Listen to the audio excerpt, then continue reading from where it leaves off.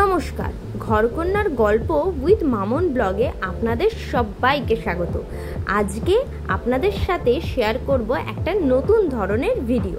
তাহলে আসুন ভিডিওটা শুরু করা যাক। বলা হয় বাঙালি মানে মাছে ভাতে বাঙালি, মানে বাঙালিদের যদি একটু মাছের ঝোল ভাত পাওয়া যায় তাহলে তাদের জীবনটা সার্থক হয়ে যায়। সত্যিই তাই।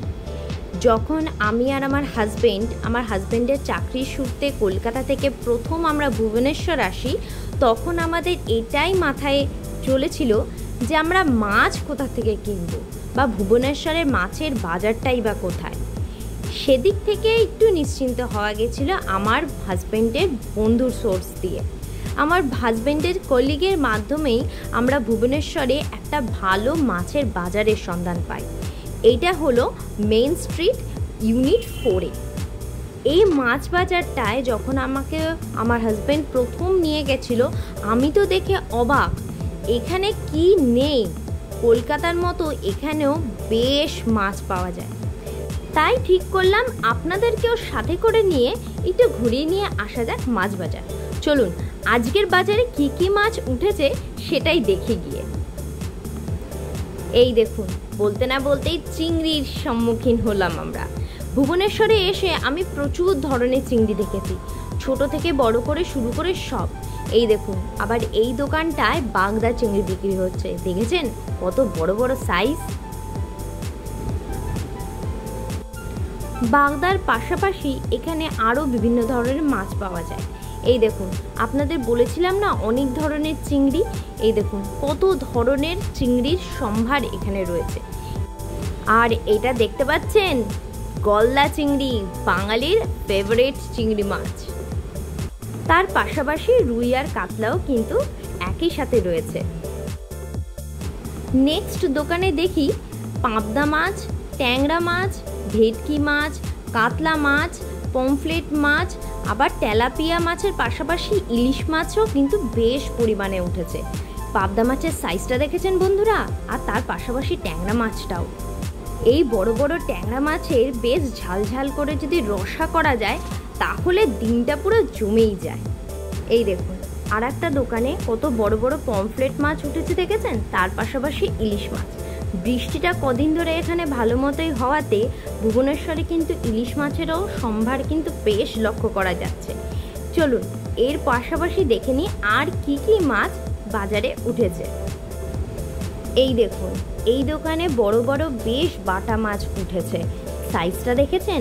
এর পাশাপাশি ছোট ছোট ইলিশ, খয়রা মাছ ভালো পরিমাণে আছে, খয়রা মাছের সাইজটা দেখুন। তার পাশাপাশি ছোট ছোট মৌরলা মাছ, চুনো মাছ, আর এই দেখুন চিনতে পাচ্ছেন পার্শে মাছ। হ্যাঁ, এখানে পার্শে মাছও ভালো পাওয়া যায়। তার পাশাপাশি দেশি তেলাপিয়া, এবং যারা কাঁকড়া খেতে ভালোবাসে তাদের জন্য কাঁকড়ার সম্ভারও কিন্তু এখানে রয়েছে। দেখুন আপনাদের তেলাপিয়ার কথা বলছিলাম না, এখানে কত বড় বড় সাইজের তেলাপিয়া আর খয়রা মাছ রয়েছে। তার পাশাপাশি কাঁকড়াও রয়েছে। আর ভোলা মাছ দেখুন, ডান দিকে কত ধরনের ভোলা মাছ এখানে কিন্তু বিক্রি হচ্ছে। আমি কিন্তু এত ধরনের ভোলা মাছ আগে কখনো দেখিনি, আপনারা কি দেখেছেন? এই দেখুন, আপনাদের বলছিলাম না এখানে বিভিন্ন ধরনের কাঁকড়া পাওয়া যায়। এই দেখুন এখানে দু ধরনের কাঁকড়াই আপনাদেরকে দেখালাম। তার পাশাপাশি দেখেছেন কত বড় বড় পার্শে মাছ। আচ্ছা, পার্শে মাছের ফ্রাই খেতে কার ভালো লাগে বলুন তো? এখানে পার্শে মাছের পাশাপাশি পমফ্লেট মাছও কিন্তু ভালো মতো পাওয়া যায়। আর এখানে নাকি সিলভার পমফ্লেটের থেকে ব্ল্যাক পমফ্লেট বেশি টেস্টি হয় খেতে। বড় মাছের পাশাপাশি এখানে শিং, মাগুর, দেশি পুঁটি, ট্যাংরা, মৌরলা মাছও কিন্তু ভালো পরিমাণে পাওয়া যায়। এবং সেই সমস্ত মাছকে সুন্দর করে বানিয়ে দেওয়ার জন্য মাসিদেরও কিন্তু পাওয়া যায়। এই দেখুন একটা মাসি কি সুন্দর মাছ বানিয়ে দিচ্ছে। সামনের এই দোকানটাতে কত রুই মাছ কাটা হচ্ছে দেখতে পাচ্ছেন। এই সমস্ত কাটা রুই মাছগুলো চলে যাবে ভাতের হোটেলে। রুই, কাতলা এবং অন্যান্য মাছ তো আপনাদেরকে দেখালাম, কিন্তু মাছেদের রাজা ইলিশ মাছকে কি না দেখালে হয়? এই দেখুন বন্ধুরা, ভুবনেশ্বরেও কিন্তু কলকাতার মতো ভালো ইলিশ মাছ পাওয়া যায়। আমার ব্লগ চ্যানেলে মাইক্রোওভেনে চটজলদি ইলিশ মাছের ভাপার জন্য যে ইলিশ মাছ, সেটা আমি এই দোকান থেকেই নিয়েছিলাম।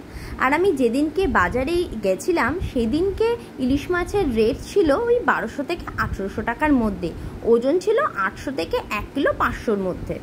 তবে সেদিনকে আমরা ইলিশ মাছ নেওয়ার জন্য বাজারে যাইনি, সেদিনকে আমি দই কাতলা বানাবো বলে আমরা একটু কাতলা মাছই দেখছিলাম ডিম ছাড়া।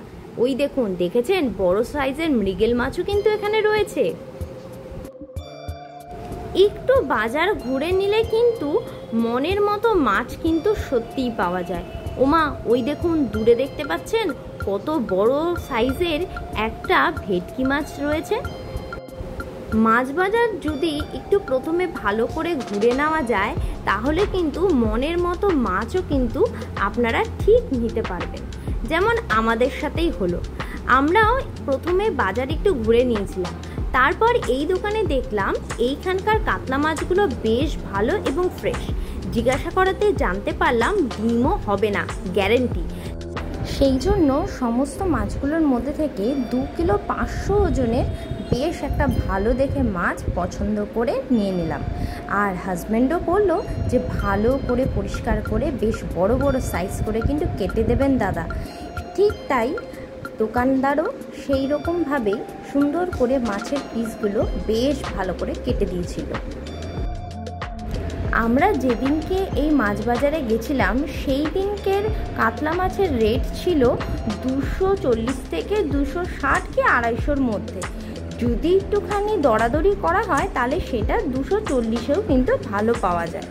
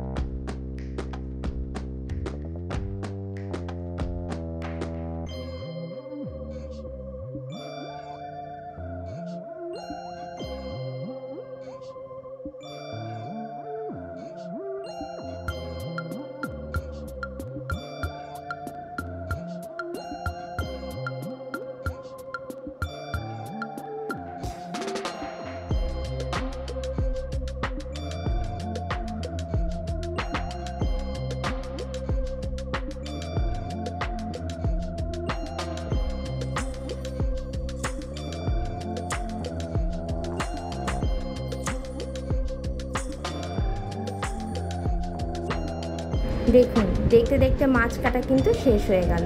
বেশ সুন্দর করে মাছগুলো কিন্তু পিস করেছে। এবার মাছগুলোকে প্যাকেটের মধ্যে দিয়ে দিলেই আমরাও আস্তে আস্তে এবার বাড়ির দিকে রওনা দেব।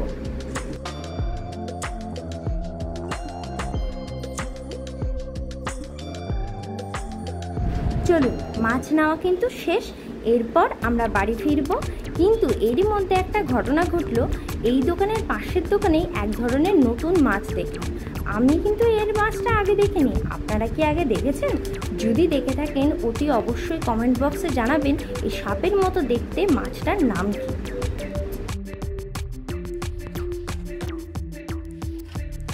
আস্তে আস্তে এখন বাড়ির দিকে আমরা রওনা দেব।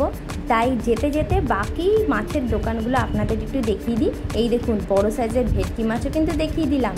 চলুন, আজকে এখানেই আমার এই ভিডিওটা শেষ করছি। আপনাদের আজকের এই ভিডিওটা কেমন লাগলো অতি অবশ্যই আমাকে কমেন্ট বক্সে জানাবেন। আর যারা কলকাতা থেকে নতুন এই ভুবনেশ্বরে আসছেন তারা যদি মাছ বাজারের সন্ধান চান তাহলে অতি অবশ্যই যেতে পারেন এই মাছ বাজারে। আর এই মাছ বাজার থেকে বেরোতেই কিন্তু সবজি বাজার আর মুদিখানার বাজার আপনারা পেয়ে যাবেন। ঠিকানা হলো মেইন স্ট্রিট, ইউনিট 4। তাহলে আজকের মতো এখানেই ভিডিওটাকে শেষ করছি। আপনাদের সাথে দেখা হবে আর একটা আবার নতুন কোনো ভিডিওতে। আর হ্যাঁ, আজকের ভিডিওটা কেমন হলো সেটা বলতে ভুলবেন না কিন্তু। ভালো লাগলে একটা লাইক আর সাবস্ক্রাইব করে দেবেন। তাহলে আজকের মতো চলি, টাটা।